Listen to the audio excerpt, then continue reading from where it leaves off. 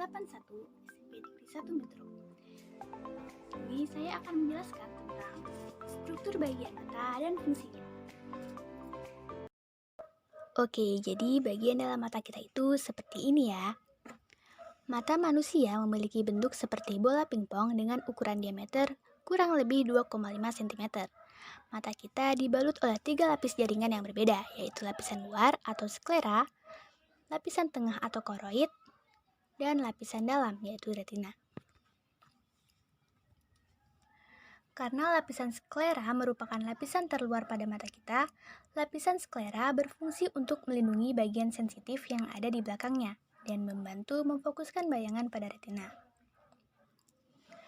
Lapisan sklera ini membentuk putih mata yang tersambung dengan bagian depan yang transparan atau yang kita kenal dengan kornea atau selaput bening yang merupakan tempat masuknya cahaya pertama kali. Di belakang kornea terdapat pupil yang merupakan bagian berwarna hitam kecil pada mata kita yang berperan sebagai jalan masuknya cahaya.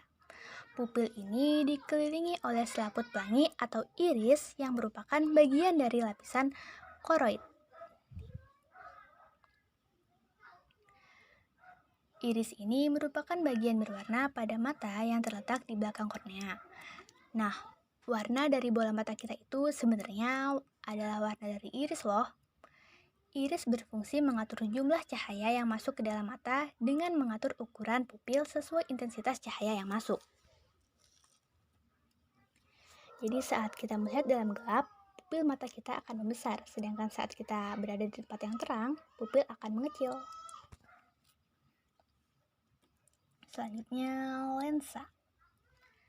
Lensa mata kita berfungsi untuk mengumpulkan dan memfokuskan cahaya pada retina.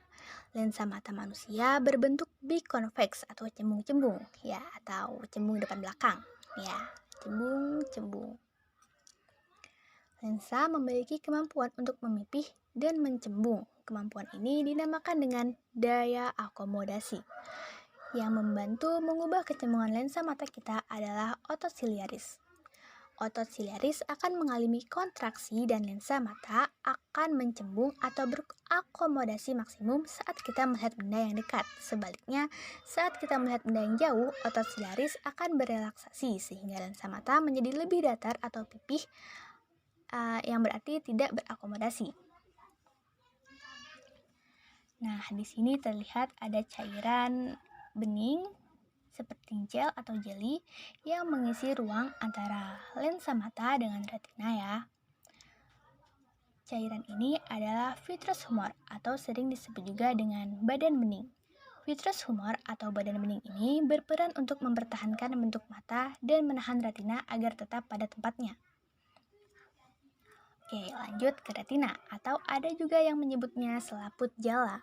Retina merupakan saraf penerima rangsang sinar atau fotoreseptor yang terletak pada bagian belakang mata.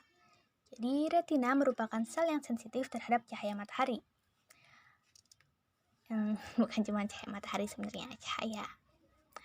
Dalam retina terdapat 2 jenis sel fotoreseptor, yaitu sel batang dan sel kerucut. Nih ya, ada sel batang dan ada sel kerucut. Sel batang akan menunjukkan responnya atau akan bekerja ketika berada pada tempat yang gelap. Karena adanya sel batang inilah kita masih dapat melihat meskipun dalam ruangan atau kondisi yang gelap.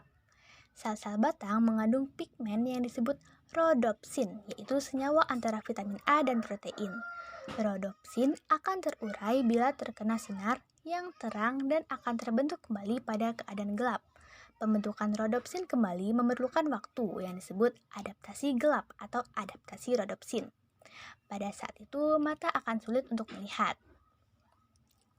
Inilah yang menyebabkan ketika kita keluar rumah di siang hari yang cerah, ya, saat kita masuk kembali ke ruangan yang lebih redup atau masuk kembali ke dalam rumah, selama beberapa detik semuanya akan terlihat gelap dan kita tidak dapat melihat dengan jelas. Ini juga mengapa vitamin A penting bagi kesehatan mata.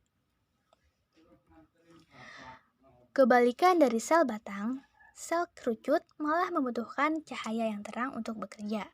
Terdapat 3 jenis sel kerucut, yaitu sel kerucut merah, sel kerucut hijau, dan sel kerucut biru. Dengan adanya 3 jenis sel kerucut itu, kita jadi mampu melihat spektrum warna yang merupakan kombinasi dari ketiga warna tersebut. Oke, tadi kita tahu ya bahwa bayangan itu terbentuknya di retina.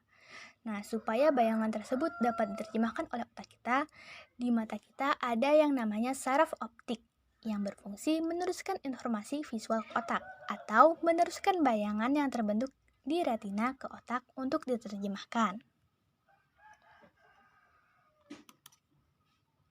Nah, itu tadi sedikit penjelasan dari saya. Terima kasih telah menonton. Wassalamualaikum warahmatullahi wabarakatuh.